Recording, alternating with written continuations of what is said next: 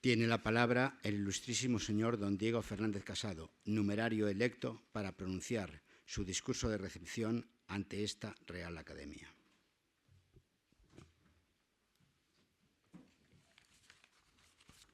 Con la venia del ilustrísimo presidente y director de la Real Academia de la Mar, excelentísimo almirante, jefe del Estado Mayor de la Armada, presidenta del Instituto de Ingeniería, excelentísimas autoridades, ilustrísimos académicos, señoras y señores, queridos amigos. Permítanme iniciar este viaje partiendo de la frase que adorna el emblema de nuestro escudo: Tu regere imperio fluctus hispane memento. Es la leyenda que durante siglos ha estado en la puerta del mar del Arsenal de la Carraca en San Fernando. Tu regere imperio fluctus hispane memento, tradicionalmente lo hemos visto traducido por Recuerda España que registe el imperio de los mares, en pasado. Esta traducción no es la que esperaríamos en la entrada del Arsenal en el siglo XVIII. España no tenía que recordar el pasado, dominaba los mares. El lema que nos ocupa parafrasea el verso 851 del libro sexto de la Eneida de Virgilio: Tu regere imperio populus romane memento, cuando Anquise le predice a Eneas el papel de Roma. Recuerda, romano, que has de regir al pueblo. Recurramos al latín que aprendimos en nuestra juventud y con algo de esfuerzo y con ayuda experta y amiga, reconoceremos que hispane actúa como vocativo, que memento es imperativo, mientras que regere es el infinitivo y no el pasado del verbo reger regis. Con esta lectura, nuestro lema queda como: Recuerda, España, que has de regir los mares. Ahora el sentido es imperativo, no evoca el pasado. Llama a la misión de España a dominar los mares antes, ahora y en el futuro. Aprovechemos, pues, nuestro lema para evocar dos expediciones a través de los mares en los mismos lugares, una en el pasado y otra reciente, distantes en el tiempo 500 años. Aristóteles, en el siglo IV a.C., ya había desafiado la idea de una tierra plana. Y Eratóstenes de Cirene, en el siglo III a.C., comparando las sombras proyectadas por el sol sobre la ciudad de Siena, actual Asuán, y Alejandría, calculó la longitud del meridiano terrestre con impresionante precisión, en 39.700 kilómetros. Hoy sabemos que la circunferencia del planeta en el Ecuador es de 40.075. Para los romanos, el mundo acababa en finis terrae. Los geógrafos de la Edad Media, para representar territorios inexplorados y hasta donde llegaba su conocimiento, mostraban serpientes y animales mitológicos en los bordes de las cartas y portulanos, con la leyenda Hic sunt dracones, aquí hay dragones. A partir del siglo XIII, Europa desarrolló el intercambio comercial con Asia. Marco Polo descubre el mundo de especias orientales para Europa y Venecia dominó este comercio hasta que, con la caída de Constantinopla en 1453, los otomanos cerraron el camino terrestre. Ante esto, Portugal tomó la iniciativa de abrir una ruta marítima, navegando por la costa africana y doblando el Cabo de Buena Esperanza antes de arrumbar a las Islas Molucas. Así, se convertiría en una potencia comercial, tomando el relevo a Venecia. La atracción por el negocio de las especias será lo que motive los grandes descubrimientos del siglo XV y XVI. Tanto Colón como Magallanes buscaban una nueva ruta para llegar a la especiería. Ignorando el cálculo de Aristóteles, el error de ambos fue la idea de la dimensión de la Tierra. Magallanes convenció de encontrar el paso de la especiería por el oeste, intentó persuadir al rey de Portugal, Manuel I, pero este no necesitaba esa nueva ruta, ni facilitar que otros la abrieran. En 1517 ofreció al rey de España la posibilidad de llegar a Molucas por oriente, sin atravesar los mares reservados por el Tratado de Tordesillas. Con la influencia de Fonseca, obispo de Burgos, consiguió la aprobación del rey Carlos I. En las capitulaciones de Valladolid de abril de 1518, jurando fidelidad al rey, fue nombrado almirante para que partiese en búsqueda de las islas de la especiería. La expedición la formaban 239 marinos españoles, portugueses, italianos, franceses, griegos, belgas y alemanes, todos embarcados en una empresa organizada y financiada por el Reino de España. La Armada de la Especiería estaba formada por 5 naos: Santiago, San Antonio, Concepción, Trinidad y Victoria. El 10 de agosto de 1519 partieron de Sevilla desde el Muelle de las Mulas, bajando por el Guadalquivir hasta Sanlúcar, de donde zarparía la flota el 20 de septiembre de 1519. Magallanes fue un capitán polémico.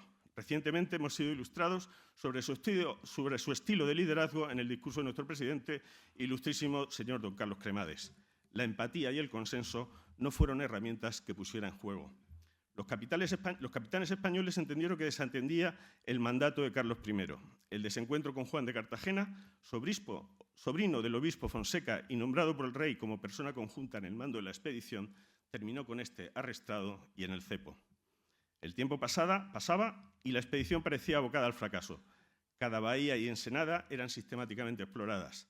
Para su desesperación, solo encontraban vientos feroces, mal tiempo, frío y oscuridad. En la bahía de San Julián, parte de la tripulación se sublevó. Magallanes sofocó la revuelta con gran dureza, ejecutó a los capitanes Gaspar de Quesada y a Luis de Mendoza y condenó a muerte a otros 40 marinos para después, por necesidad, perdonarles. Allí abandonó en una isla desierta a Juan de Cartagena. Encontraron el paso de Todos los Santos, saliendo al mar del sur, que llamarían Pacífico. Arrumbaron al noroeste y tras 3 meses de penalidades llegaron a lo que llaman la Isla de los Ladrones, hoy conocida por Guam en las Marianas. La Santiago era la encargada de la exploración de la costa. El 20 de mayo de 1520 naufragó en la desembocadura de la bahía de Santa Cruz. La San Antonio, debido a la desconfianza en Magallanes, desertó en el estrecho para regresar a España, llevando consigo la mayor parte de las provisiones.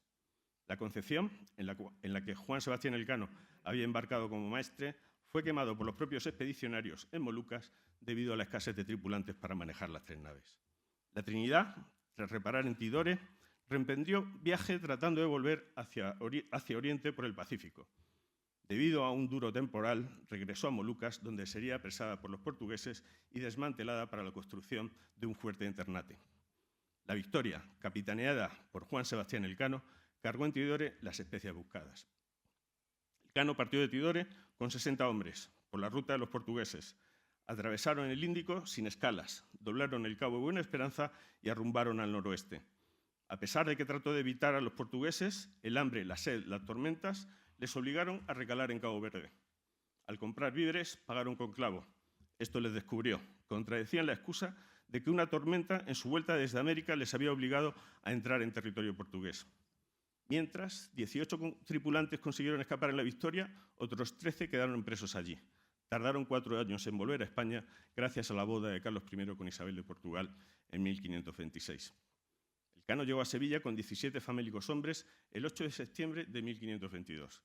Fueron los primeros hombres en dar la vuelta al mundo. Con motivo del 5º centenario de la gesta, la Asociación de Amigos de los Grandes Navegantes y Exploradores Españoles ideó la réplica de aquel viaje coincidiendo en ruta y fechas 500 años después. Navegarían 44.000 millas náuticas durante 3 años. A CNIE le integran personas que unen su pasión por la navegación con la afición a la historia y por los navegantes y exploradores españoles, protagonistas de gestas de gran relevancia histórica, científica, tecnológica, cultural, económica y comercial. Tras más de 3 años de planificación, búsqueda de apoyos, trabajo de adecuación del barco, organización de la oficina en tierra, comisiones de meteorología, etc., la aventura comenzó el 2 de agosto de 2019, zarpando desde Torrevieja para hacer el traslado hasta Sevilla, donde empezaría oficialmente la expedición. Esto fue el 10 de agosto desde el Muelle de las Delicias en Sevilla.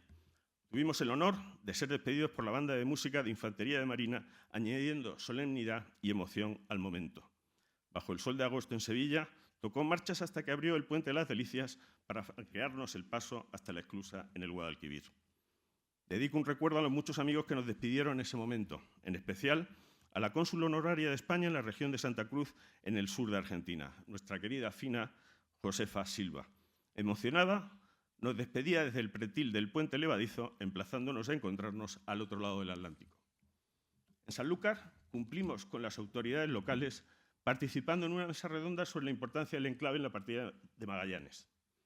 Tras la parada naval, en honor a Juan Sebastián Elcano, en la desembocadura del Guadalquivir y en la que se renombró la Boya del Perro por la Boya de Elcano, el 20 de septiembre de 2019, 500 años después, iniciamos nuestra navegación con rumbo a Canarias.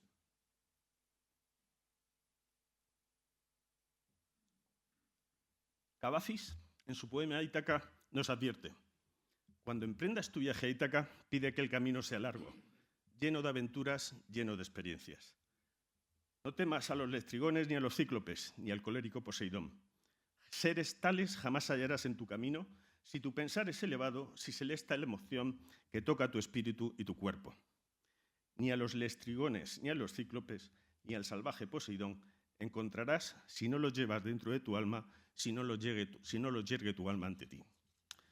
Superada la influencia del estrecho, la navegación transcurrió sin especial relevancia hasta llegar a Santa Cruz de Tenerife el 26 de septiembre, como hiciera la flota de Magallanes 500 años antes.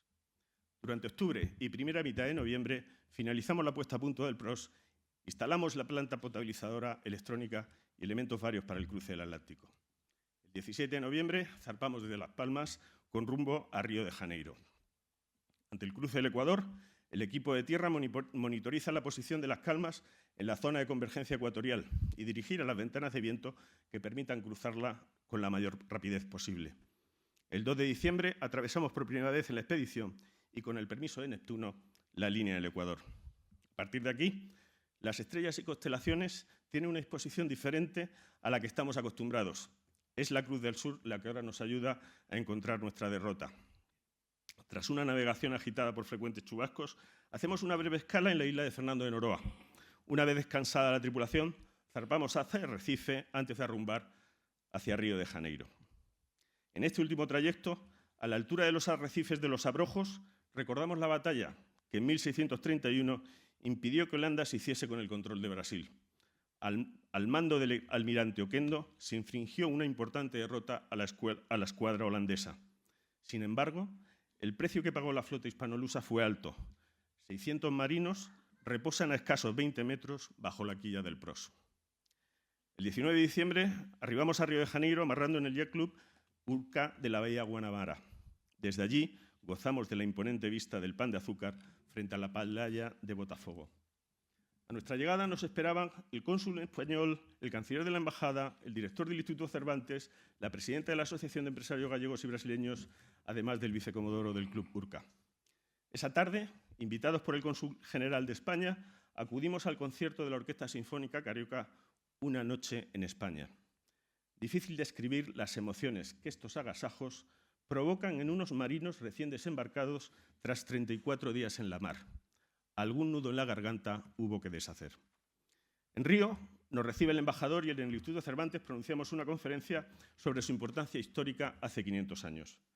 El 8 de enero, una nueva tripulación inicia la singladura hacia Piriápolis, en Uruguay.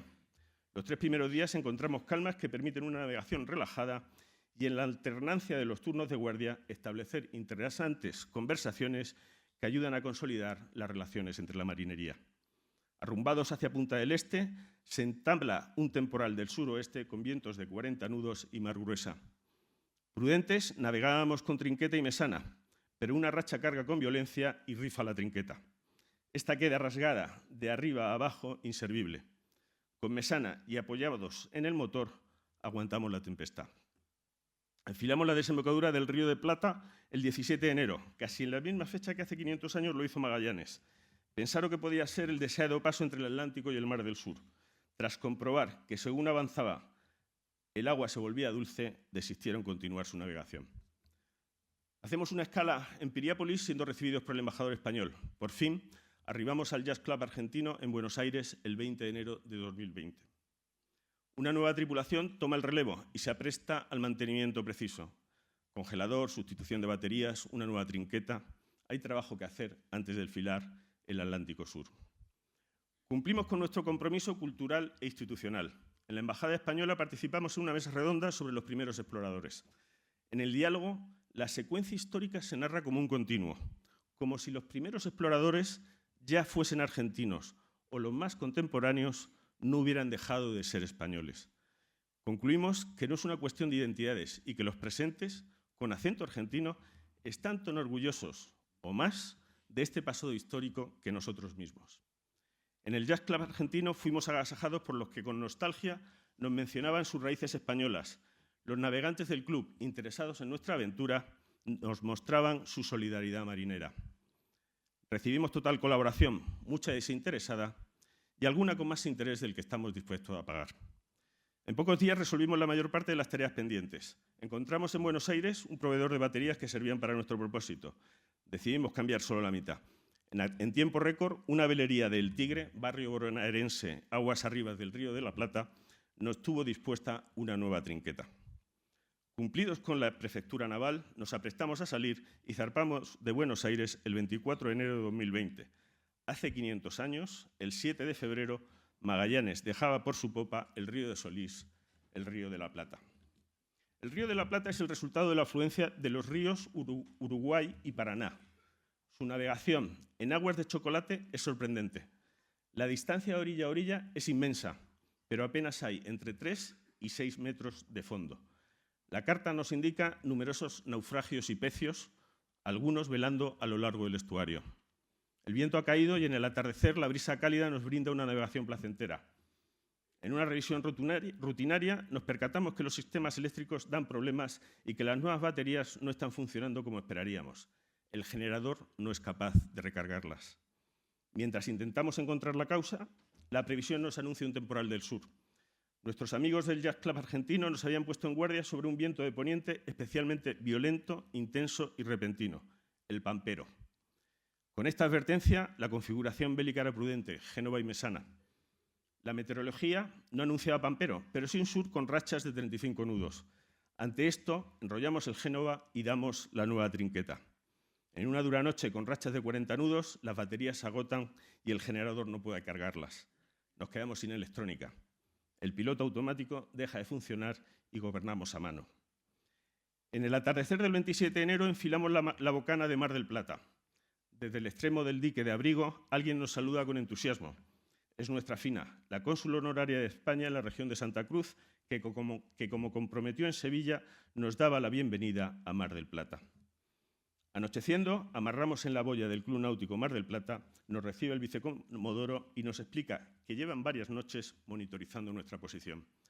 Nos señala el mástil de banderas del club, donde la bandera española ondea esperando nuestra llegada. Es patente el cariño que nuestros amigos argentinos nos dedican. Todos nos relatan sobre sus referentes familiares en España. Nos hablan de sus viajes a nuestro país para visitar parientes y amigos. Nos cuentan sobre los amigos que fueron a España en busca de trabajo y un nuevo futuro. Son relatos que nos resultan familiares en generaciones no demasiado lejanas. Mientras admiramos los leones marinos tomando el suelo en nuestra cercanía, nos afanamos en nuestras tareas. Tomamos una decisión sobre las baterías y resolvemos alquilar un coche para volver a Buenos Aires y comprar la otra mitad que no cambiamos allí. Parte de la tripulación sale en esta misión. El resto se dedica a arreglos que hemos ido acumulando como pendientes en las últimas etapas. La cena de despedida con nuestros nuevos amigos se suceden los consejos. No dejan de recomendarnos prudencia y pocas prisas. Nos relatan sus vivencias en esos peligrosos mares. Nos advierten de los bruscos y violentos cambios de la meteorología y la crudeza de esas aguas enfurecidas. El Pampero vuelve a sonar como amenaza. Tato, marinero de barcos de pesca, nos advierte: tener mucho cuidado, ahí abajo estáis solos, no tendréis ayuda. Emocionados por el excelente trato recibido hasta el último minuto, el día 1 de febrero abandonamos Mar del Plata. Algo impresionados por las advertencias, pendientes de la meteorología, iniciamos la singladura con poco trapo. Mejor menos vela que nudos, nos habían dicho. A las pocas horas comprobamos lo acertado de la decisión. Vientos de 30 a 35 nudos nos agitan sobre la mar formada. Nos sorprende la extensísima plataforma continental. A más de 200 millas, la profundidad se mantiene en 80 a 90 metros. El cambio de todo el banco de baterías ha resultado positivo y el aparataje electrónico funciona perfectamente. El 7 de febrero de 2020 enfilamos entre Cabo Curioso y Punta Desengaño la embocadura de Bahía de San Julián. En la preparación de la arribada hemos visto su dificultad. El acceso queda casi seco en baja mar y hay que entrar con marea llenante para que la corriente nos ayude y cuidarnos de los bajos que salpican el canal principal. En los primeros tramos vemos acercarse una flotilla de neumáticas que vienen a nuestro encuentro para guiarnos. En ella reconocemos entusiastas compañeros de ACNIE que han organizado la ayuda. La entrada al estuario de San Julián es emocionante. Una multitud saluda desde los muelles mientras avanzamos escoltados por las neumáticas. En la costanera vemos una reproducción de la Victoria, la nao en la que regresó el Cano. No hay muelle en el que podamos atracar y fondeamos en el centro de la bahía. El comité de bienvenida se ofrece efusivamente a desembarcos. El recibimiento nos desborda. San Julián fue un enclave histórico durante la expedición de Magallanes. Aquí se produjo el motín que intentó deponerlo del mando. Aquí descuartizó a los capitanes Quesada y Mendoza. Condenó a muerte a otros 40 tripulantes por los que, por necesidad, tuvo clemencia. En sus orillas se celebró el domingo de Pascua la primera misa en territorio argentino. El San Julián actual, consciente de esta importancia histórica, mantiene vivo su recuerdo a través de plazas, monumentos y placas conmemorativas. El pueblo se da cita para invitarnos a cenar asados de cordero patagónico en la Sociedad Española de San Julián. Unos afanan en el horno mientras otros aportan pasteles hechos en casa. De nuevo, referencias a sus conexiones con España, con sus familiares allí y menciones a los pueblos de los que son oriundos, a sus visitas y a sus vivencias. Las muestras de cariño son continuas. La hospitalidad es formidable. La Prefectura Naval, la Autoridad Marítima, la Autoridad Portuaria, el Club Náutico Delfín, el Hospital de San Julián, la Municipalidad, todos se han volcado en hacer inolvidable nuestra recalada. La estancia en este rincón, puerta de la Patagonia, quedará para siempre en nuestro corazón. En la vuelta hacia el barco, cumpliendo con el propósito histórico, la tripulación se amotina y hace caer al capitán de la etapa. Inolvidable San Julián. Con la marea de la mañana del 9 de febrero zarpamos en nuestra búsqueda del sur. Llevamos varios meses de ventaja a Magallanes. Él lo hizo el 24 de octubre de 1520. Dejamos a babor una colonia de pingüinos en la isla Cormorán y los espectaculares acantilados de Cabo Curioso repleto de leones marinos. A estribor, una imagen nos sobrecoge. En la isla Justicia, una cruz hecha con dos maderos quemados por el sol nos recuerda donde Juan de Cartagena y un fraile, también amotinado, fueron abandonados por Magallanes. Lo inhóspito de la isla, sin vegetación alguna, nos lleva a imaginar su final. La nao San Antonio, en su deserción, pasaría unos meses más tarde sin encontrar rastro de los abandonados a su suerte. Una milla más al sur, a estribor, queda el lugar donde la Santiago naufragó cuando volvía de San Julián en su búsqueda del paso hacia Poniente.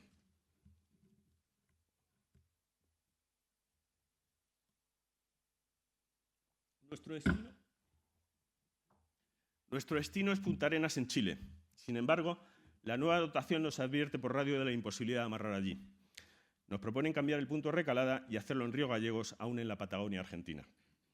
Llegamos a la altura de Río Gallegos en la tarde del 11 de febrero. La entrada al estuario es tan complicada como la de San Julián.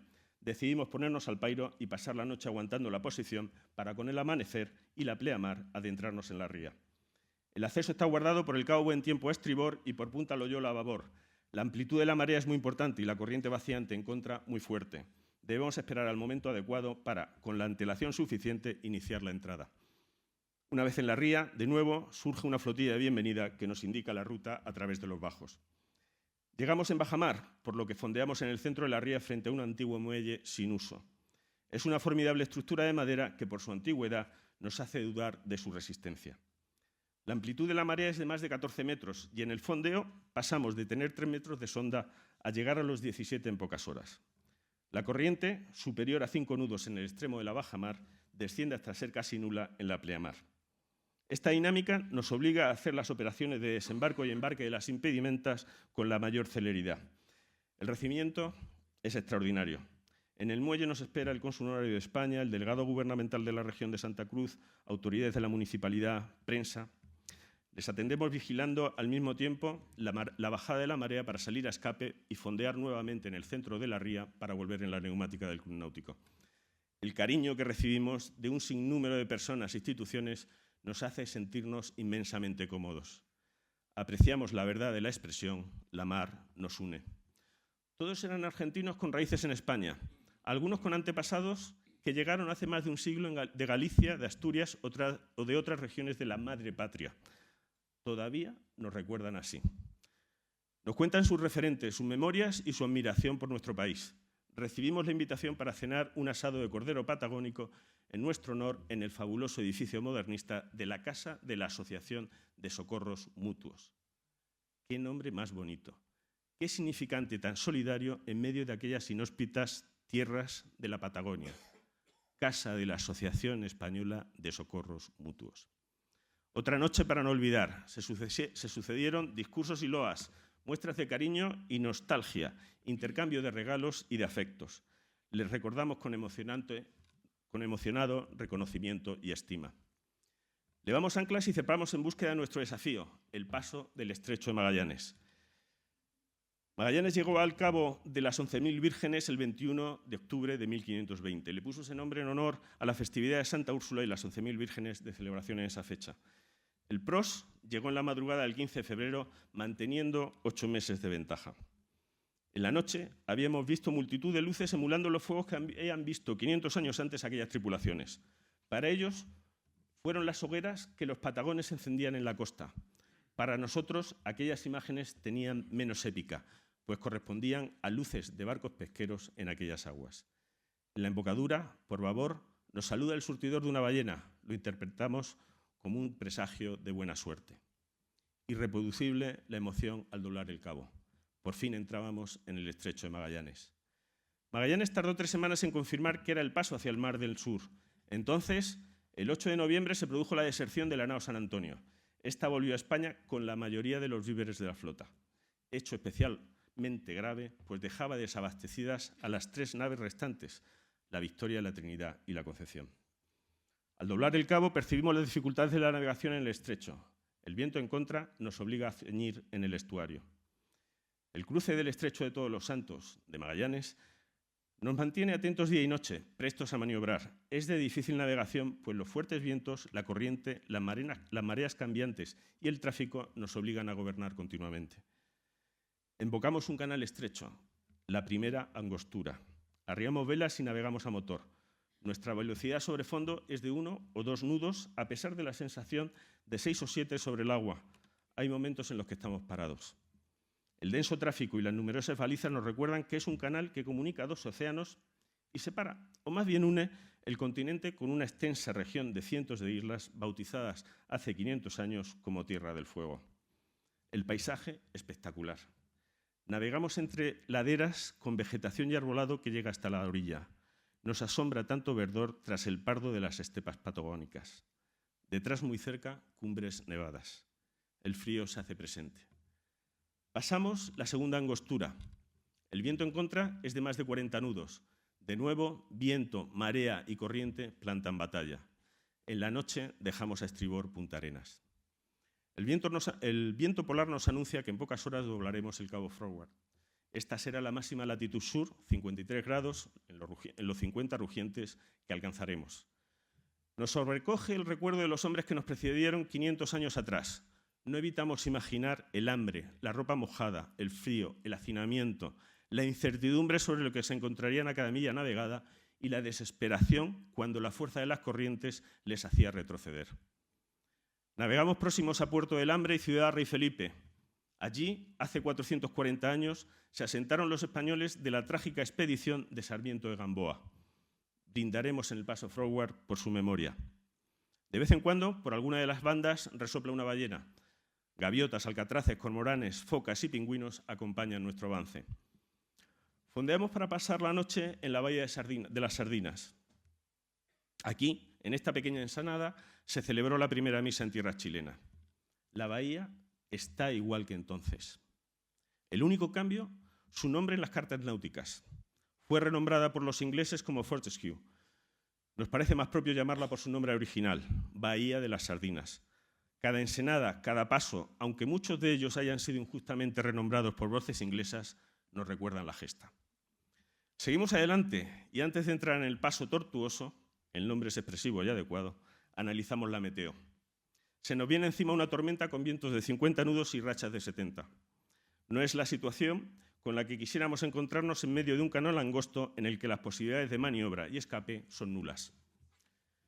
Consultamos las cartas y en comunicación con el equipo de tierra y con el control de la Armada chilena buscamos alternativas de refugio. Unos y otros confirman la decisión que ya habíamos tomado. Nos escondemos en la bahía Tilly, en la isla de Carlos III. Tilly ha mantenido la toponimia en honor al almirante español del siglo XVIII, Francisco Everardo Javier Tilly, primer marqués de Casa Tilly, que permanece en el recuerdo de Cartagena a través del palacio barroco que mandó construir en 1762 y que hoy es el casino en su calle Mayor. Fondeados a barbas de gato, aguantamos viento de 30 nudos hasta que pasa la depresión. Tras 3 días de ulular del viento en la jarcia, del golpeteo de las drizas y del salpicar de la lluvia en la cubierta, una suave nevada nos anuncia que podemos zarpar. Avanzamos por el paso Tortuoso. Después de una navegación lenta por la fuerza de la corriente en contra, tomamos un andar más airoso conforme la intensidad de la corriente desciende con la marea. Tras el Tortuoso, entramos al paso Largo. Por este canal largo y profundo, suavemente llegamos a la bahía que se abre al Pacífico. A estribor, la isla de Tamar y a babor, la isla de la Desolación. Enmarcan la salida hacia el Mar del Sur. La expresividad de los nombres de estas geografías, Angosturas, Tortuoso, Desolación, nos da una idea de las penurias que aquellas tripulaciones sufrieron en estas latitudes. Magallanes tardó 37 días en atravesar el estrecho y salir al Pacífico. Nosotros lo hicimos en condiciones muy diferentes en apenas 7 días. En este punto, las estelas de la expedición de Magallanes y la nuestra se separan. Llevaban varios meses de ventaja respecto de aquella, y para dar más relevancia a la gesta globalizadora, hemos previsto escalas en Chile, Perú y Ecuador antes de abordar el cruce del Pacífico. Navegaremos por los canales patagónicos para llegar a Puerto Montt. Los canales entre desfiladeros son idílicos.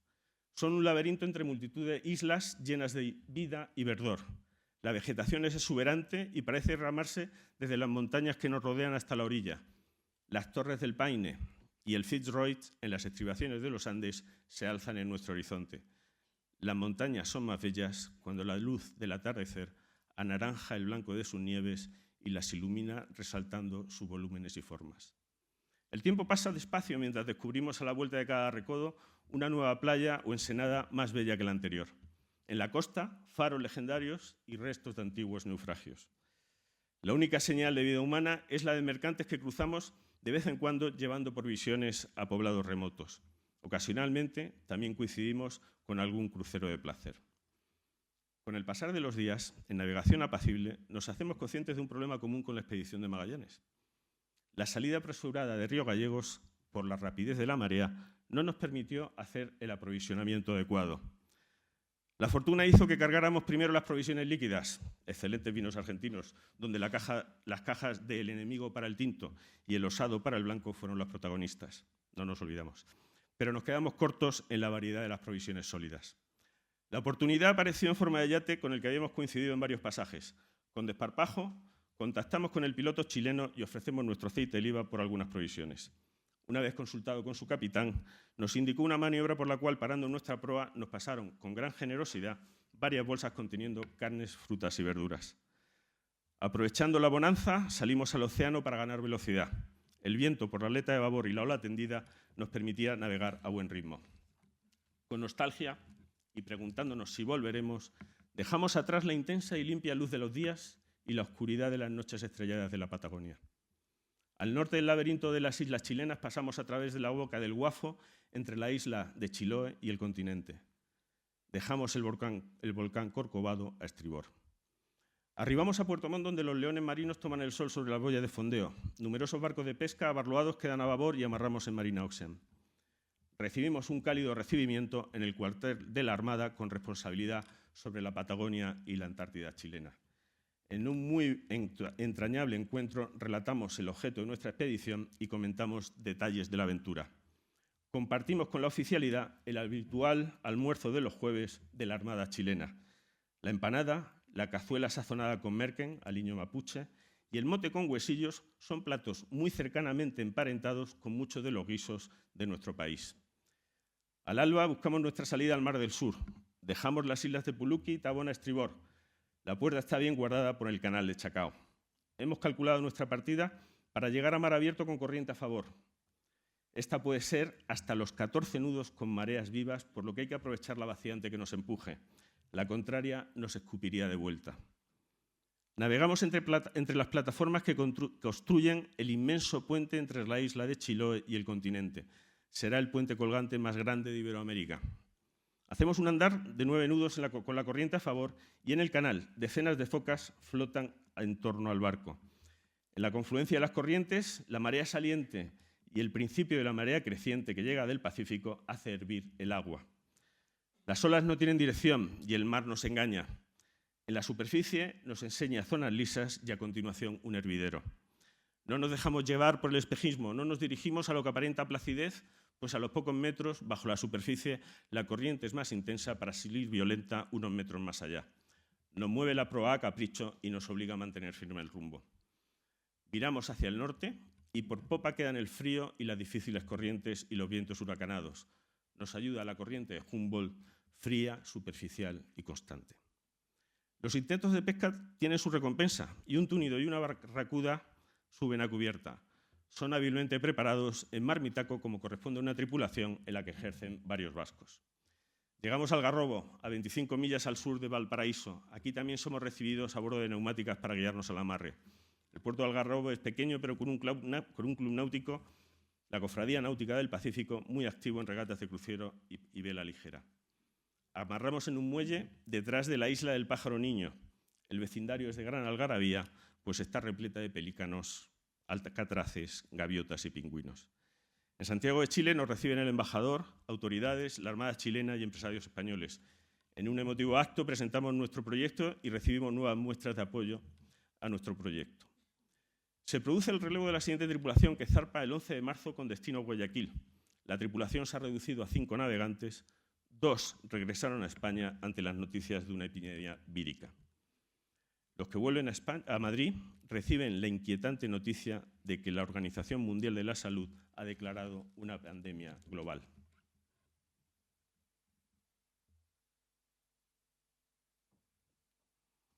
El 14 de marzo, el Gobierno español declara el estado de alarma y el confinamiento de la población para afrontar la emergencia sanitaria provocada por el COVID-19. El equipo de tierra actualiza diariamente sobre noticias y evolución de la pandemia a la tripulación del PROS. Con ellos decidimos suspender la etapa, recalar en Callao y repatriar a la tripulación. Mientras, la navegación en el Pacífico es apacible y los días bonancibles. Los vientos portantes nos hacen avanzar a buen ritmo. Hay poco tráfico por las restricciones de la pandemia. De repente, un golpe bajo la cubierta alarma a la tripulación. Descubrimos que es debido a la caída del sector del timón, exigiendo atención inmediata. Una reparación de fortuna parece funcionar y continuamos sin mayores incidencias, pero advirtiéndonos de la necesidad de una revisión completa del mecanismo. La tripulación llegó a Callao el 23 de marzo del 2020. Las autoridades permitieron el fondeo con el compromiso de no bajar a tierra. 3 días más tarde, el 26 de marzo, nos informan que podemos atracar en un muelle de la Escuela Naval Militar de la Marina Peruana. Las gestiones de la Armada Española han sido decisivas. Por mediación de la Embajada Española en Perú, podemos desembarcar para quedar confinados en un hotel en Lima. Han sido horas muy tensas, con escasa información, en una situación inédita. Son días de incertidumbre. No hay vuelos a España y los movimientos para llevar víveres al hotel están muy limitados. Gracias a las gestiones del Consulado General en Lima, conseguimos pasaje para repatriar la tripulación el 31 de marzo del 2020. Hasta agosto de 2021, 18 meses después, no volveríamos al PROS. Aunque en el año y medio que el barco quedó en Callao, se procuró un mínimo mantenimiento, pero la humedad, los embates de la mar y de la fauna dejaron huella y secuelas para el futuro. Deterioro de baterías, del aparataje electrónico, oxidaciones en elementos mecánicos, bombas, roturas varias, problemas con el arranque. Necesitamos 50 días de intenso trabajo para dejar el barco en condiciones de navegar. Agradeciendo su ayuda durante este tiempo a la Armada de Perú, el 23 de septiembre de 2021 el PROS zarpó hacia Guayaquil. Nos animamos pensando que aún tenemos un año por delante para, a pesar del retraso impuesto por la pandemia, cumplir con la efeméride principal y llegar a Sanlúcar el 8 de septiembre de 2022. El inicio de la navegación es incómodo, mar cruzada de babor y viento flojo por la aleta estribor. Una desafortunada maniobra provoca que una escota caiga al agua y se enrede en la hélice. Produce una pequeña vía de agua por el presa de estopas que puede ser atendida por las bombas de achique. Con una reparación de fortuna conseguimos que la entrada de agua queda reducida a un goteo. Fondeamos en Playa Culebras para liberar la escota del arbotante y recuperar el motor. Nos sumergimos y, azuzados por la frialdad del agua, liberamos rápidamente, muy rápidamente, la hélice. La llegada al Yacht Club de Puerto Lucía en Salinas fue el 30 de septiembre. Aquí terminamos algunos trabajos pendientes y sacamos el PROS en el Travel Lift para limpiar el casco y dar patente. El 20 de octubre remontamos el río Guayas hasta Guayaquil, amarrando junto al Yacht Club Naval. Como tenemos acostumbrado, celebramos un acto con la presencia de la embajadora de España en el Ecuador, personal de la embajada y consulado en Guayaquil, miembros de la Armada ecuatoriana, autoridades civiles y numeroso público. Fuimos testigos del accidente del Cisne Branco, el buque escuela brasileño bergantín de 3 palos que, habiendo perdido la propulsión, fue empujado por la corriente del Guayas contra el puente levadizo. El impacto se saldó con daños en arboladura y jarcia. El 25 de octubre de 2021 zarpamos hacia Salinas antes de arrumbar a las Galápagos. Una vez más, agradecemos la generosidad y afecto de nuestros amigos en Ecuador y en especial la acogida de directivos y empleados del Jazz Club Salinas. Al amanecer del 2 de noviembre avistamos la isla de San Cristóbal. Nuestro punto de arribada es Puerto Vaquerizo Moreno. Las Galápagos era un punto deseado de nuestra expedición. Habíamos acordado con la Junta de Castilla y León un homenaje al descubridor de las islas y de su fauna en marzo de 1535, Fray Tomás de Berlanga. Con este motivo, llevamos desde España una placa, junto con una bandera de la comunidad autónoma y un cuadro de Berlanga de Duero, su pueblo natal, para dejar testimonio de su mérito. Aprovechamos nuestra estancia en Galápagos para bucear y disfrutar de la fauna submarina. Recorremos el parque y paseamos por la Galapaguera, donde se crían las tortugas gigantes en semilibertad. Para aprovisionarnos de agua dulce, aceptamos el ofrecimiento de hacer aguada abarloándonos al patrullero de la Armada Ecuatoriana. Mientras dura la operación, los marineros amenizan la mañana tocando baladas con armónicas y acordeones. Separamos bordas, haciendo sonar por nuestra parte, a todo volumen, la habanera La Bella Lola. El 8 de noviembre, con viento suave y corriente a favor, ponemos rumbo hacia las Marquesas. Nos separan más de 3.000 millas. Navegamos por el lago Español, durante la garúa, entre mayo y diciembre. Siendo un océano inmenso, es un desierto de agua. Recordamos que durante 3 siglos fue dominado por los barcos castellanos. Elcano, Loaiza, Saavedra, Mendaña, Isabel de Barreto y otros tantos surcaron estas aguas como lo hacemos ahora nosotros. Los amaneceres y atardeceres son los momentos más cautivadores del día. La infinita variedad de colores del cielo y su reflejo en la superficie de la ola tendida es hipnotizante. El cielo aparece despejado y nos permite contemplar el cinturón de Orión, la Cruz del Sur, Venus, Saturno, Júpiter y la espectacular Vía Láctea. Las ballenas son habituales en nuestro curso por el Pacífico. El curricán nos concede alegrías y subimos a bordo espléndidos magi-magi que nos proveen de variedad en la dieta. La navegación, apacible, nos permite entablar tertulias sobre lo divino y lo humano y compartir experiencias en el ágora de la bañera. La paz es absoluta. Solo se oye el viento, el rumor del agua en la roda al abrirse paso y algún chirrido en la jarcia. Estamos solos en un mar infinito y en medio de la nada. El 27 de noviembre, tras 19 días de navegación, arribamos a Nucajiba, primera de las Islas Marquesas en nuestra derrota. Álvaro de Mendaña las llamó Marquesas de Mendoza en honor al virrey del Perú, quien financió su expedición en busca de las minas del rey Salomón. Fondeamos en la bahía de Tajoe y dedicamos unos días a descansar y a disfrutar la exuberancia de la flora y fauna de la isla. El PROS zarpa desde Marquesas el 4 de diciembre. En su navegación hacia Tahití fondeamos en un par de atolones en el archipiélago de las Tuamotu. Los escogemos cuidadosamente, pues el acceso a las lagunas interiores es complejo y no siempre están bien cartografiadas las barreras coralinas. En playas idílicas hay modestas aldeas que reciben ocasionalmente un barco con provisiones. Salimos de las Tuamotu el 9 de diciembre y en navegación tranquila avistamos la isla de Tahití el 11 de diciembre de 2021. Es la mayor de las islas de la Sociedad, uno de los 3 archipiélagos que conforman la Polinesia Francesa junto con las Marquesas y las Tuamotu. Atrás quedan 5.500 millas desde que salimos de Callao hace 4 meses y medio. Accedemos a través de un largo canal protegido por barreras coralinas que limitan el fondeadero. Cientos de veleros al ancla salpican las aguas de acceso a la marina. Amarramos en Marina Taína. Nos recibe el cónsul honorario de España en Polinesia, dependiente de nuestra embajada en París. A partir del 16 de diciembre, los tripulantes vuelven a España. El barco quedará amarrado hasta después de Navidad, cuando se incorporará una nueva tripulación. Desde los primeros días de febrero de 2022 llega la tripulación que hará el cruce del Pacífico hasta Fiji. La numerosa flota de barcos de recreo nos hace confiar que encontraremos los repuestos que necesitamos. En esos días nos dedicamos al mantenimiento habitual para dejar el barco a son de mar. Repasamos bombas de achique, sanitarios, agua dulce, barnices. Una parte de la tripulación se lanza a la búsqueda de proveedores, talleres, herramientas y repuestos. En lugar de los exóticos rincones que adivinamos, recorremos los diversos polígonos industriales de Papeete. Otra parte de la tripulación se dedica a preparar el avituallamiento en el Carrefour cercano para afrontar una travesía prolongada. La prioridad es la puesta a punto del barco para zarpar cuanto antes. La Comisión de Meteorología, que vigila las previsiones en la zona, nos confirma que las condiciones son óptimas. Cumplimos con nuestro compromiso de divulgar nuestra historia. La conferencia se realiza en la Maison de la Culture con participación de historiadores, profesores locales y asistencia notable. La finalización de los trabajos se retrasa y los trámites de inmigración no acaban. Hemos entregado toda la documentación, los resultados de los test antigénicos, etc., pero falta la autorización de salida. Los tahitianos son amables, sonrientes, atentos y de una humanidad tan desbordante que hacen perdonar que a estas cualidades no siempre les acompañe la eficacia.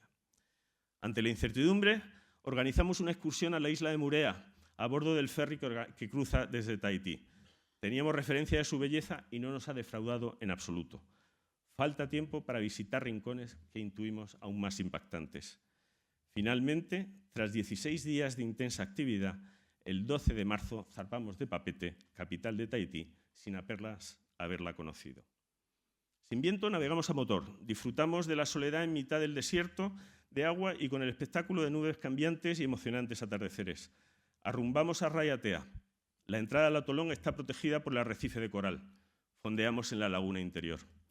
El paisaje es el que esperaríamos del paraíso.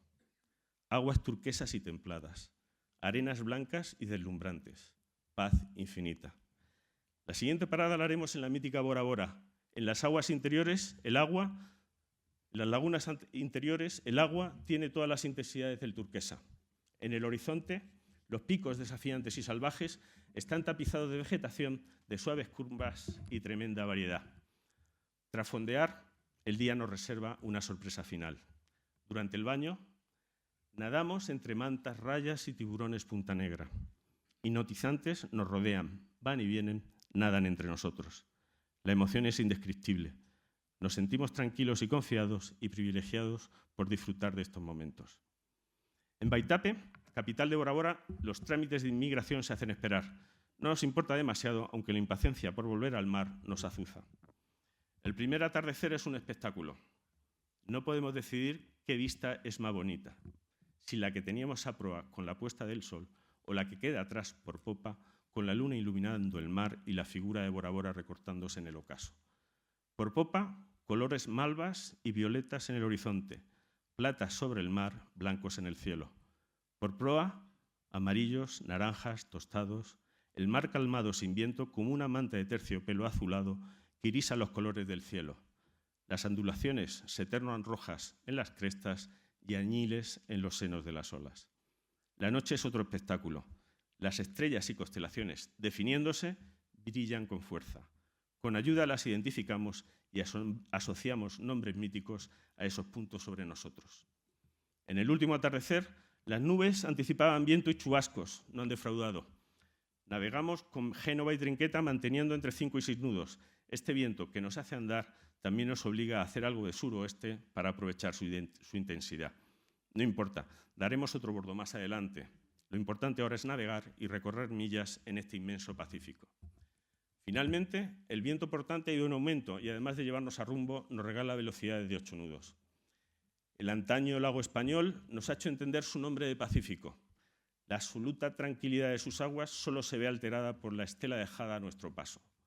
Ninguna muestra de vida a nuestro alrededor, con la excepción de algún ave en las proximidades de remotas islas.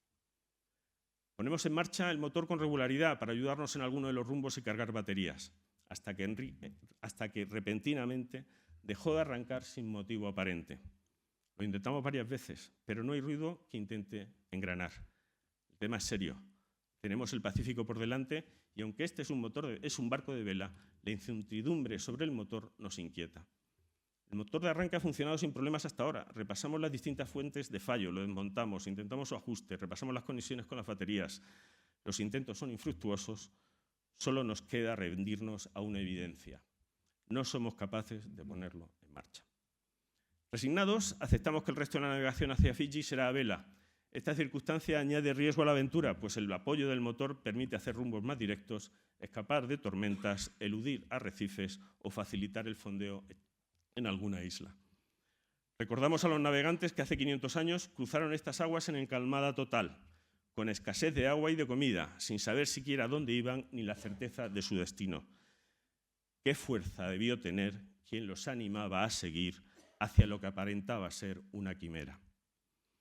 Empiezan a sucederse los chubascos. Las nubes se cruzan en nuestra derrota. Cada chubasco nos trae agua y viento, rachas de hasta 32 nudos que nos hacen un andar de 13. Al chubasco le sigue una calma. Calma y chubasco es una sucesión continua que nos mantiene alerta y ocupados. Dejamos al sur las Islas Cook, cuna del pueblo maorí.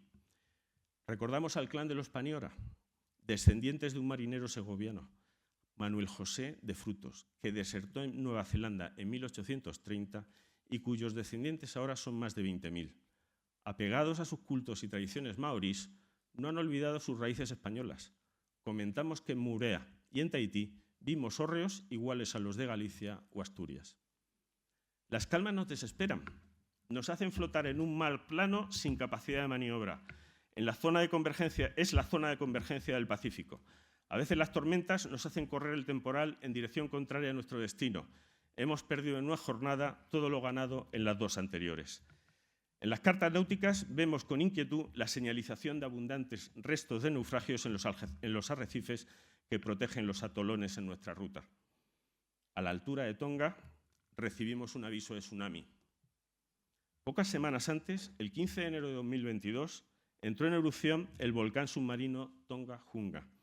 Los tsunamis provocados arrasaron Tonga y afectaron a las costas de la mayor parte del planeta. Está confirmada como la mayor explosión de la era moderna.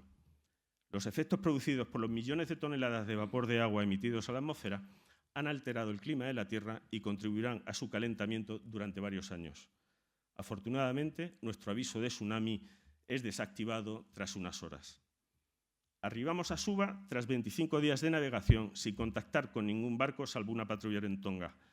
Hemos pasado el antemeridiano de Greenwich y tenemos un día menos en el calendario.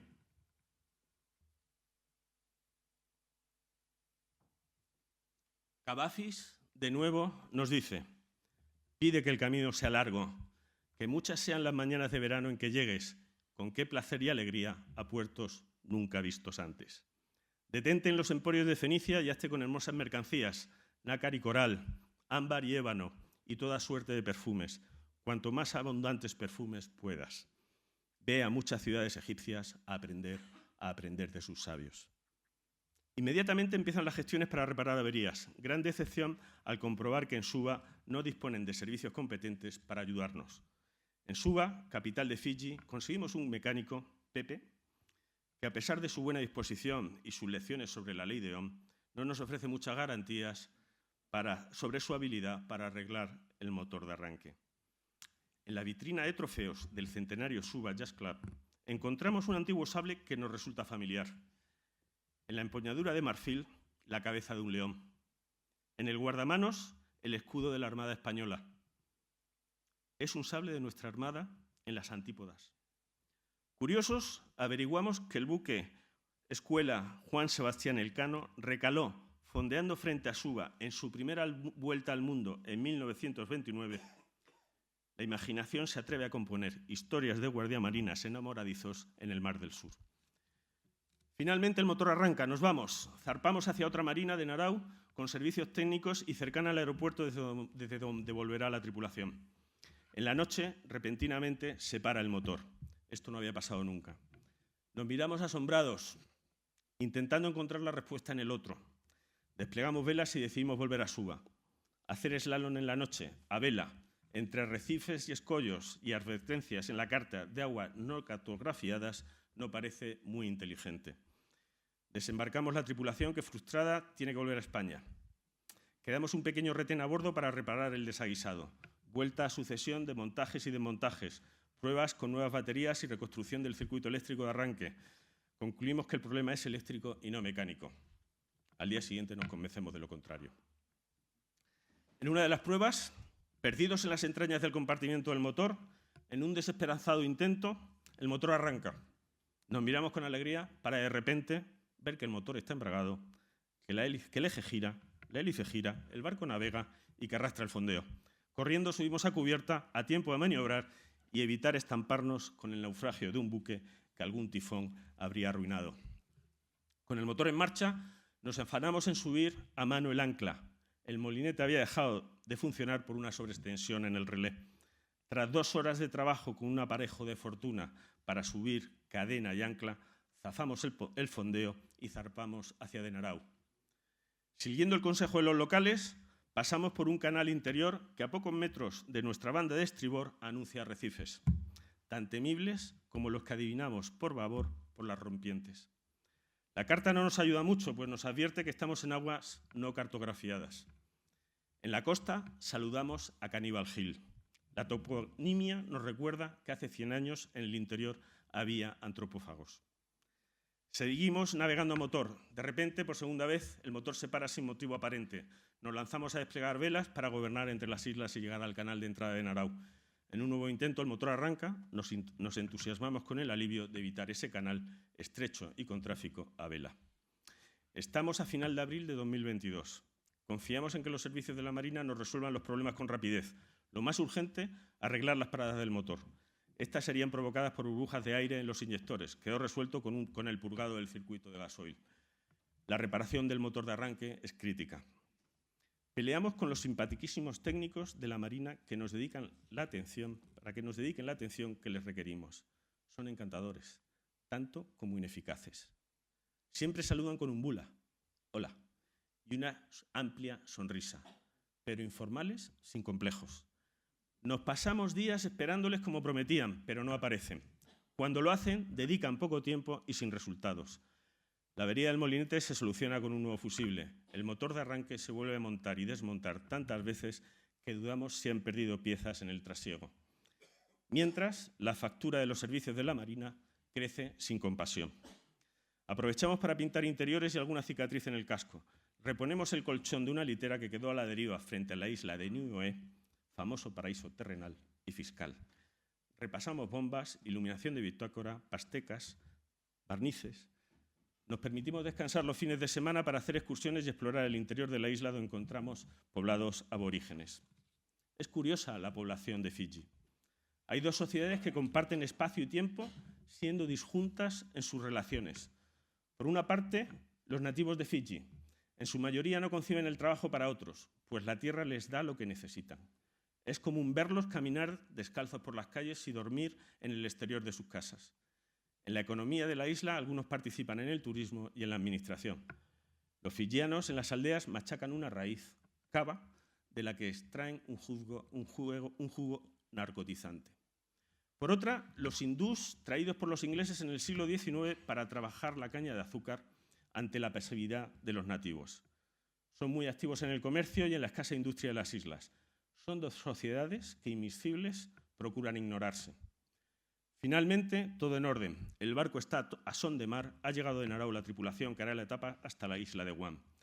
En la marina de Buda reportamos combustible. Aquí los barcos en seco tienen la obra viva enterrada en profundas trincheras. De esta manera soportan los violentos tifones que con regularidad asolan la isla. El PROS hace la salida de Fiji el 2 de junio de 2022. Vuelven los ritos y ritmos que cada una de las tripulaciones ha establecido. Guardias, cocina, limpiezas, intentos de pesca. En las mañanas, para anunciar el desayuno, en ninguna etapa, nunca, ha faltado la habanera, la bella Lola, acercando las nostalgias de cada cual. A pesar de la seguridad de que el motor estaba definitivamente reparado, vuelve a fallar. No es factible llegar a Guam y con el equipo de tierra evaluamos opciones. Decidimos ir a Honiara, capital de las Salomón, con la esperanza de recibir asistencia allí. Llegamos el 27 de julio. La tripulación tiene que volver a España y en el PROS quedan 3 personas para resolver la solución al problema.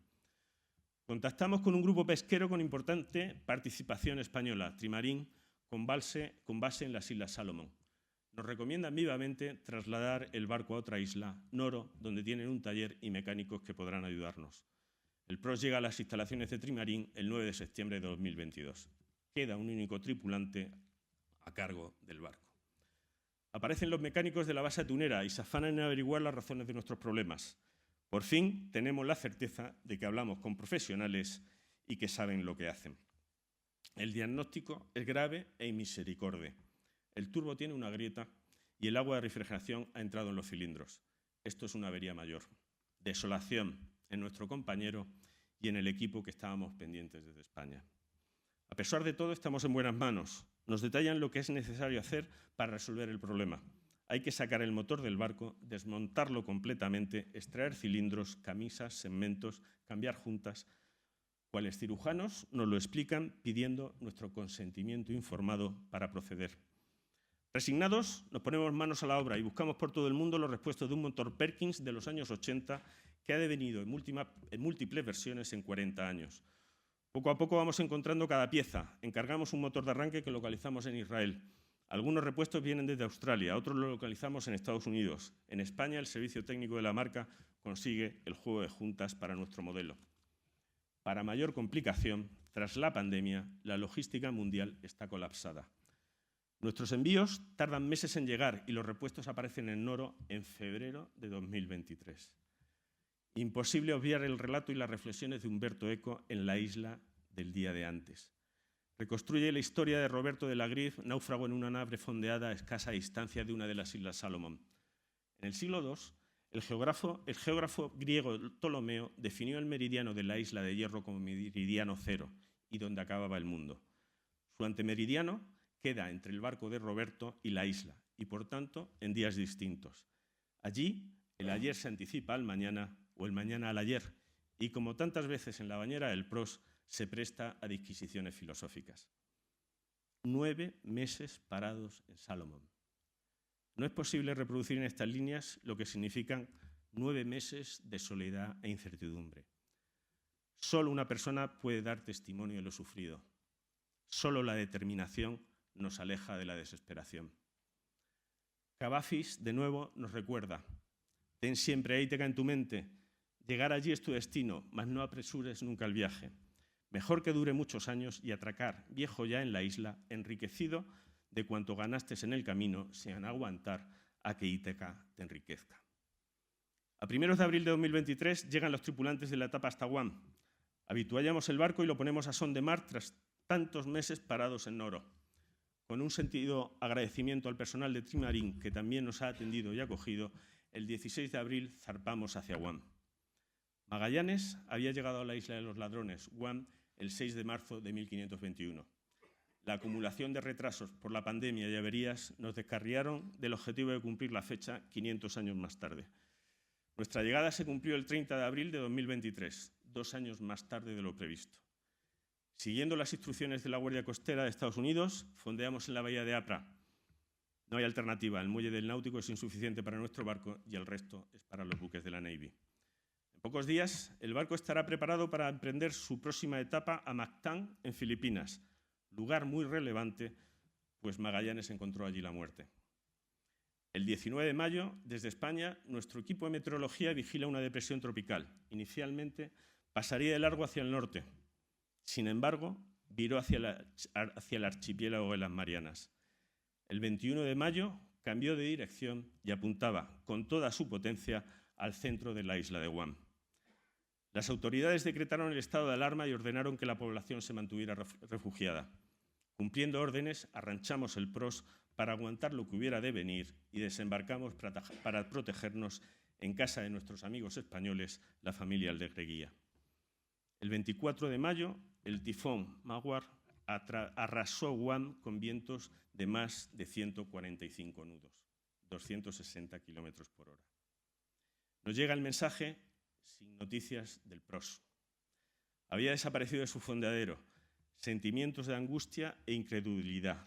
2 días más tarde, la Guardia Costera nos comunicó que lo había localizado a 35 metros de profundidad en la base de un muelle de la bahía. El océano se ha cobrado su impuesto y una bandera española más reposa en el fondo del Pacífico. Ítaca te brindó tan hermoso viaje.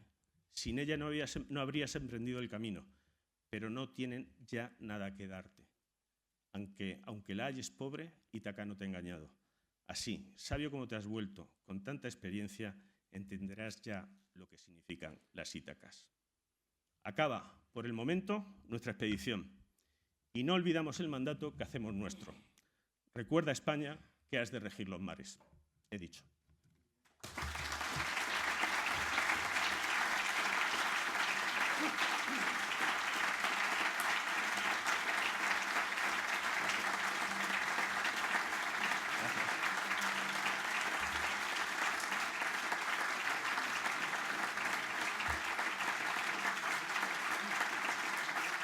Gracias.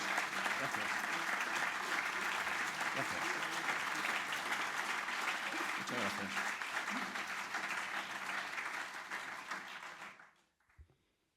Tiene la palabra el ilustrísimo señor académico de número, don Luis Vilches Collado, para contestar en nombre de esta Real Academia al discurso de recepción que ha pronunciado el académico electo don Diego Fernández Casado.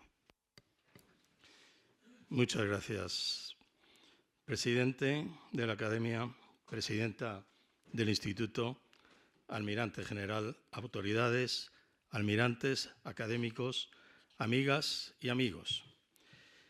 Cartagena, ciudad milenaria y curtida en ocupaciones guerreras de todas las procedencias, por tierra y por el mar Mediterráneo, hasta en épocas de un antaño ignoto, que promueve en sus entrañas una mezcla de culturas, intercambio de conocimientos, de descubrimientos, de razas, de origen, de búsqueda como destino, como le sucedió a la familia del académico electo Diego Fernández Casado, con origen familiar de La Mancha y Madrid y nacido en Melilla, donde la vida llevó a sus padres, y con apenas 8 años de Diego se deciden a conquistar y ser conquistados por la bella ciudad de Cartagena. Quizás intuyendo Diego en un futuro conquistar y ser conquistado, como luego se verá, y no solo por la ciudad. Según Luis Miguel Pérez Adán, cronista oficial de la ciudad, la historia de Cartagena es inagotable en el espacio y en el tiempo y es su mayor atractivo y patrimonio. Su legado histórico-artístico está entre los más importantes de los municipios de España. Cartagena es su puerto y su situación estratégica natural, una puerta abierta desde la que han penetrado y zarpado las civilizaciones que por el mar Mediterráneo han navegado. La prehistoria de Cartagena tiene sus orígenes con restos homínidos y neandertales. Sigue el Paleolítico, la neolitización que se desarrolló en el cuarto milenio antes de Cristo. A continuación, el Bronce tardío y los Tartesios. La cultura íbera se desarrolló durante los siglos V, IV y III antes de Cristo, explotando el plomo y la plata. El general cartaginés Asdrúbal fundó en el año 227 a.C. Quart Hadast, capital púnica en la península, aprovechando sus inexpugnables y defensas naturales, sumando a estas un dispositivo constituido por murallas y la riqueza de sus minas de plata. En la Segunda Guerra Púnica, Aníbal decidió enfrentarse a Roma en su territorio e inició una legendaria expedición militar desde Cartagena atravesando los Alpes. Pero en el año 209 a.C., Publio Cornelio Escipión ataca por sorpresa Cartagena, conquistándola. A partir de ahora, la llamada Cartago Nova se convierte en uno de los más destacados centros portuarios romanos en el Mediterráneo. Con César, la ciudad pasó a tener el estatuto jurídico de colonia y con Augusto la construcción del teatro y la monumentalización del foro. A finales del siglo I, Cartagena asistió a un gran desarrollo arquitectónico y urbanístico sin parangón alguno en su historia, y hacia finales del siglo IV, Diocleciano dividió el territorio peninsular, creándose la provincia cartaginensis. La ciudad fue saqueada y devastada por los vándalos y visigodos hasta la llegada de los bizantinos, convirtiéndola el emperador Justiniano en la capital de la provincia de Hispania. Suintila saqueó Cartagena a principios del siglo VII, reduciendo las ruinas. Con la conquista de los árabes, quienes la llamaron Cuartayanat al-Jalfa, se inicia una etapa de recuperación de la ciudad que alcanzó su punto álgido en la primera mitad del siglo XIII. Abd-ar-Rahmán I la convirtió en una base naval de máxima importancia con Medina, muralla, mezquita y alcazaba. En el año 1245, un ejército castellano, con una flota llegada del Cantábrico, conquistaba Cartagena. Fernando III el Santo la convirtió en concejo castellano de pleno derecho. Alfonso X el Sabio restaura la diócesis de Cartagena, establece el término concejil, le otorga el fuero de Toledo y repuebla la ciudad con gentes de Castilla y Aragón e instituye la Orden de Santa María de España para defender las costas. Con los Reyes Católicos, Cartagena se convierte de nuevo en ciudad de realengo y puerto de Castilla, en la que, por cierto, nuestro académico fue nombrado caballero de la Orden de Santa María de España, creada en Cartagena por Alfonso X el Sabio y que fue absorbida por la Orden de Santiago tras la derrota de esta en Moclín en 1280. Bajo los Austrias renace como plaza fuerte y en las vísperas de la batalla de Lepanto, Juan de Austria y Miguel de Cervantes vivieron algún tiempo en la ciudad. También fue el origen del Camino Español, lugar de organización y abastecimiento de los tercios españoles en su salida hacia Flandes. En 1726, Cartagena es designada capital del Departamento Marítimo del Mediterráneo y se comienza a construir el Gran Arsenal. Con Carlos III, la ciudad se transforma. Cuarteles, fuertes, baterías, murallas, puertas y castillos la convierten en plaza fuerte e inexpugnable. Durante la Guerra de la Independencia, Cartagena decide hacer frente a Napoleón como primera población española en constituirse en junta soberana, proclamando rey a Fernando VII, además de actuar como base de las escuadras. Siempre tomó parte activa en todos los movimientos liberales republicanos acaecidos durante el siglo XIX, teniendo su máxima expresión en la sublevación cantonal de 1872, acabando esta con un terrible asedio que destruyó el 70% de la ciudad. Resurgió de sus cenizas gracias al auge minero, desarrollándose en numerosas obras de embellecimiento y trazado urbano, en donde el modernismo alcanzó su máxima expresión. Tras la Guerra Mundial, las minas cerraron, las fábricas se paralizaron y la ciudad se sumió en una nueva crisis superada tras una década con la llegada del agua, el astillero a pleno rendimiento y que, según cuentan, agotó bosques entonces muy poblados de todas las zonas limítrofes, incluidas en sierras de Almería y Murcia, con buenas maderas para la construcción naval, lo que junto a una inusitada actividad cultural colocan de nuevo a Cartagena entre las 10 primeras ciudades de España. En la Guerra Civil del 36 sufrirá bombardeos y altos niveles de destrucción. De nuevo Cartagena se afana su reconstrucción en periodo extremadamente difícil de que saldrá de nuevo victoriosa en la década de los 50 del siglo XX, experimentando un aumento de sus actividades agrícolas, mineras, industriales y navales, con el gran desarrollo del complejo petroquímico e industrial de Escombreras. El turismo también vendrá a contribuir a su recuperación con la relativamente reciente captación de escala de grandes cruceros y turistas. Y diréis, ¿este es un discurso de réplica al académico Diego Fernández Casado o una loa a Cartagena? Pues quizá ambas cosas, por lo que ha representado y representa Cartagena para nuestro académico y su entorno próximo. Quienes hayáis navegado y arribado desde el mar viniendo del sur a su puerto natural, os encontráis con su imponente arsenal, sus 4 castillos defensivos en los montes que rodean la ciudad y sus faros, arribando a su destino en su derrota, habiendo dejado a babor Mazarrón y Cabo Tiñoso, que sobrepasarlo se suele hacer eterno, sobre todo si lo haces a vela. Y si arribáis desde el norte dejando a estribor Cabo de Palos, la bahía de Portman y la entonces isla de Escombreras, hoy absorbida completamente por el superpuerto petrolero, inicialmente de Repesa, luego de Empetrol y hoy de Repsol. Y así, la familia Fernández Casado se afinca y establecen su vida y se hacen cartageneros de pro. Durante años desconocen, como toda la población de Cartagena, el fabuloso Teatro Romano, por estar enterrado en la parte alta y entonces arrabales de la ciudad, que fue construido en el año 44 a.C. por el emperador Augusto y que solo fue descubierto y por casualidad en 1988. Por cierto, al mismo tiempo que nuestro académico inicia su vida profesional tras terminar con éxito la carrera de ingeniero naval en Madrid. Este teatro es uno de los más destacados restos del asentamiento romano en Cartagena.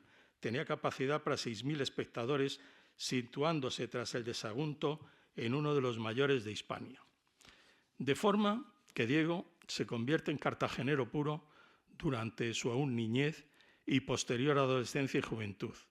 Estudia en el Instituto Isaac Peral, cuyo nombre ya inspiraba su vocación y en donde se impregna de ADN marítimo que no lo ha dejado de integrar desde su nacimiento en Melilla. solía decir que sus primeras bocanadas vitales ya traían sal en el aire. Sigue manteniendo sus amigos de entonces, algunos de ellos marinos, vocación que a él también le estimuló, pero no adelantemos acontecimientos. Correspondiendo con los signos entonces de los tiempos reinantes, el instituto era exclusivamente masculino, pero al llegar a cursar COU, el instituto inaugura ese año ser mixto y solo 3 chicas se atreven a incorporarse.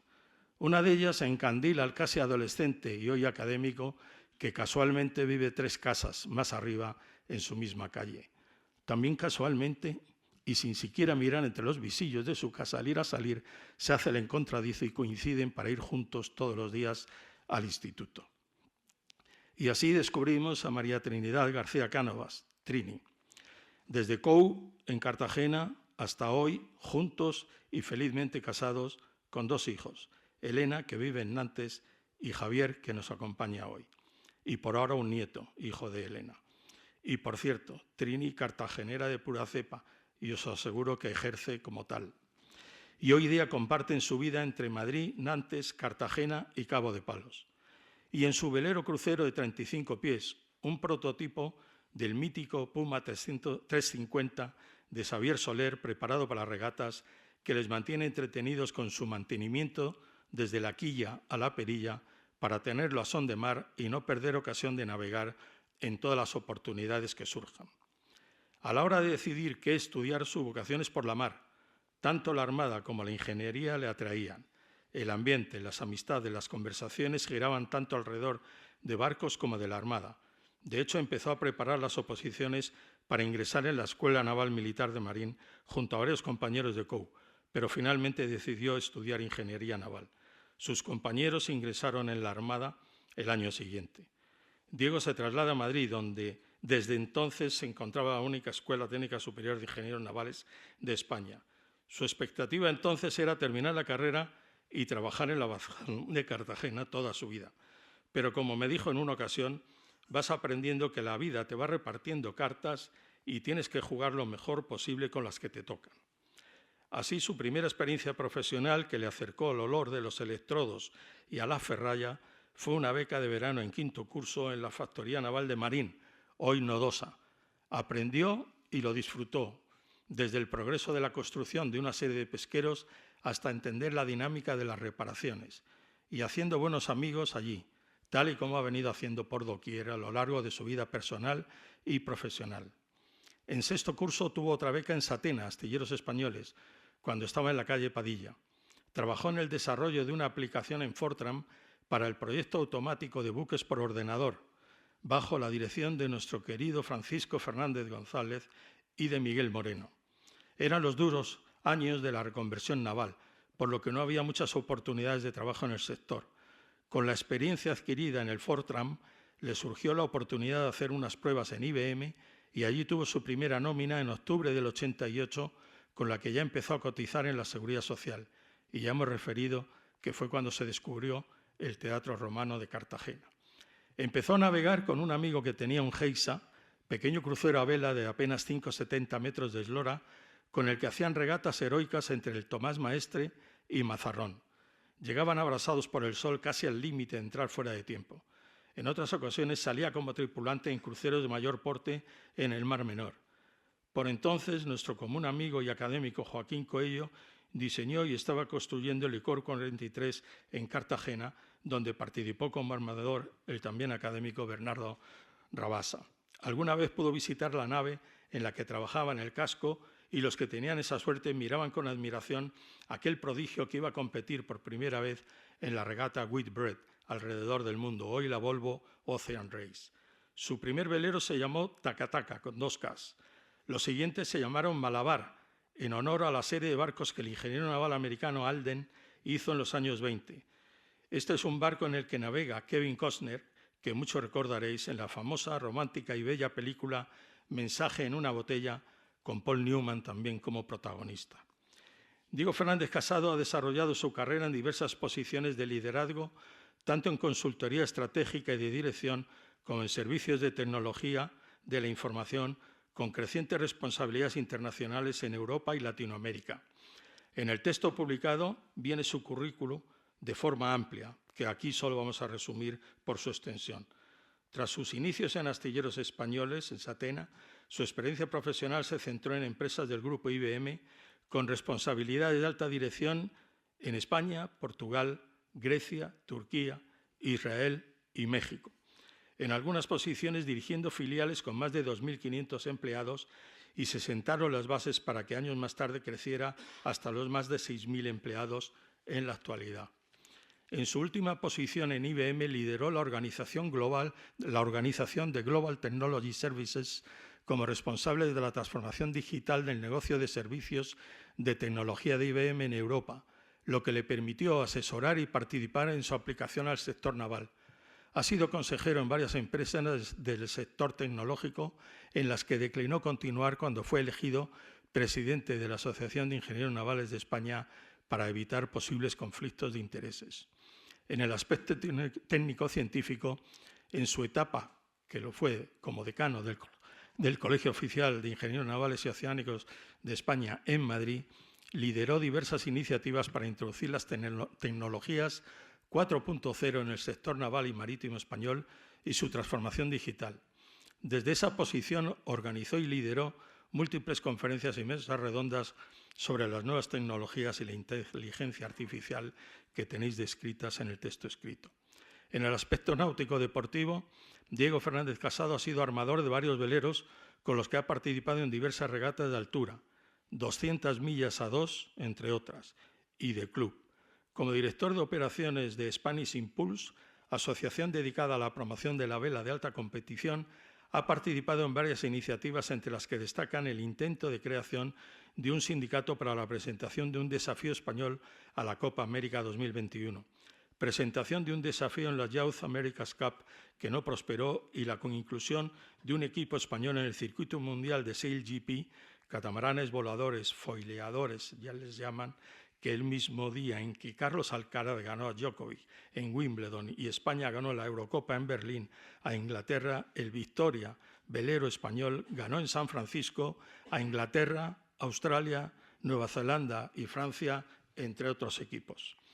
En navegación de altura ha formado parte de la tripulación tras la Estela del Cano 500 años después, promovido por la Asociación de Amigos de los Grandes Navegantes y Exploradores Españoles, ACNIE, de la que forma parte de su junta directiva y que ha sido la base de su discurso de ingreso en esta academia.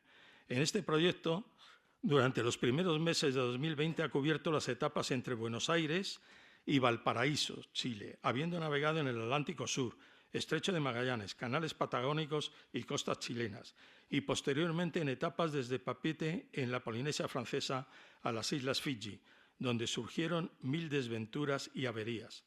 Tuvo que posicionar el PROS en Fiji desde Suva para reparaciones en Nadi en una navegación durísima a 2, fallando el motor, yendo a vela, el capitán José Sola y él, y apañárselas ellos dos solos entre arrecifes, averías y sin turnos de guardia día y noche. En el aspecto histórico marítimo colabora con varias entidades cuya característica principal es la preservación de la cultura y patrimonio cultural relacionado con la historia de España. Entre otras asociaciones, además de ACNIE ya citada, es miembro de la Real Liga Naval Española.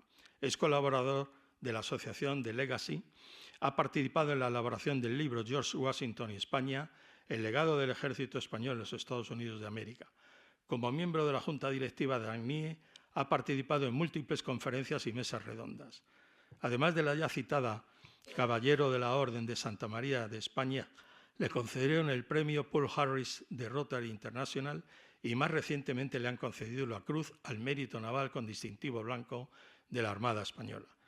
En parte por la diferencia de edad y en parte por actividades profesionales diversas, no nos encontramos hasta hace unos 25 años, casi nada, y precisamente por una actividad marítima solidaria promovida por un buen y muy querido amigo común, ingeniero naval y compañero de promoción de Diego y de algunos de los aquí presentes, que hoy queremos también homenajear, José María Domingo Briones, prematuramente fallecido en plena juventud y madurez personal y profesional. José María, además de una bellísima persona, era becario en AESA, igual que Diego, cuando yo me incorporé como director comercial y de marketing en Astilleros Españoles, y su entusiasmo vital nos contagió a unos 300 ingenieros, directivos, secretarias y personal administrativo a participar e impulsar un proyecto solidario y generoso marítimo que al final la crisis no ha permitido prosperar, pero que posibilitó que Diego y yo nos conociéramos y estimáramos, y a partir de ahí, y también debido a su amistad con Miguel Moreno, pasáramos a colaborar de forma muy activa en el Colegio y Asociación de Ingenieros Navales y Oceánicos de España, con actividades de carácter emprendedor y de futuro que Diego dominaba y domina a cantidad. Es un gran experto, tal y como habéis podido comprobar en esta laudatio. Y al tiempo aceptar la invitación para unirse al proyecto ACNIE, ampliamente referido, y en el que su iniciativa, carácter y proactividad están siendo claves para su éxito y para un previsible futuro, poder reanudar la circunnavegación y poder arribar triunfantes para homenajear a Juan Sebastián Elcano en Sanlúcar de Barrameda y en Sevilla, y acudir a dar gracias a la capilla de la Virgen de la Victoria en la Real Parroquia de Santa Ana, y ante la que se postraron Elcano y los otros 17 supervivientes, tras regresar a la ciudad el 9 de septiembre de 1522, después de recorrer 14.460 leguas y comprobar la redondez de la tierra. Expedición que se tiene intención de reanudar para arribar a Sevilla coincidiendo con el 500 aniversario de la muerte de Elcano en 2026. Me consta que Diego ha tenido que navegar en aguas turbulentas, tanto en su vida náutica como en su vida institucional y posiblemente profesional, sabiendo manejar y mantener el rumbo, a veces dando guiñadas para encontrar mejores roles, buscando calas o refugios para aguantar fuertes tormentas o incluso corrigiendo el rumbo en contra de la derrota prevista para luego retomarla en mejores condiciones, recuperando resuello, fuerza e impulso. Como muestra, una anotación del gran y entrañable Juanma Eguiagaray, que por cierto persiguió y consiguió que a pesar de los cansancios, de la hiperactividad a bordo, de los turnos de guardias, cada día un tripulante de forma rotatoria dedicara unos minutos para que quedara constancia de esta bárbara gesta en el cuaderno de bitácora. Y con fecha 8 de abril de 2022, entre Papeete y Fiji, y en medio de serias averías, sin motor, con repentinos y traidores y fuertes chubascos, en medio de ninguna parte, relata, abro comillas. Hay ocasiones en que se organiza un cierto alboroto. Suele ocurrir cuando llega un chubasco, carga una racha o amenaza con hacerlo, y el capitán ordena arriar trapo para evitar daños en las jarcias. No es el momento más agradable para salir de la bañera, pero los tripulantes han de hacerlo dotados de su correspondiente chaleco y arnés cinchados a la línea de vida. Entonces suele resultar clarificador el reparto de tareas que Diego distribuye antes de que el entusiasmo por colaborar se torne en desorden y desconcierto. Él siempre es partidario de pensar antes de actuar, exactamente en ese orden. Y hay que reconocer que tal conducta resulta mucho más satisfactoria y desde luego es bastante menos peligrosa que hacer lo que no se ha pensado en modo suficiente. Sigo el texto de Juanma Eguiagaray en el diario de bitácora. 2 al palo conmigo, tomamos un rizo a la mayor, dice Diego alto y claro. Nos aprobamos y empezamos a bajar la mayor. Javier, tú a la deriza, Bernardo y yo recogemos. Juanma, caza la mayor a la vía. Ricardo, el capitán, que está aquí, va a la rueda. Cuando la maniobra termina, el pros lo agradece casi siempre con un gesto de estabilidad y los tripulantes comprueban complacidos las ventajas que acompañan al trabajo bien coordinado. Una mente clara y serena suele generar instrucciones comprensibles y resultados previsibles. Cierro comillas. Juanma Eguiagaray Dixit en el diario. No me cabe duda de que Diego Fernández Casado es un gran ingeniero naval, un gran marino y un gran tipo, muy digno de ser recibido formalmente por esta Real Academia de la Mar. Muchas gracias.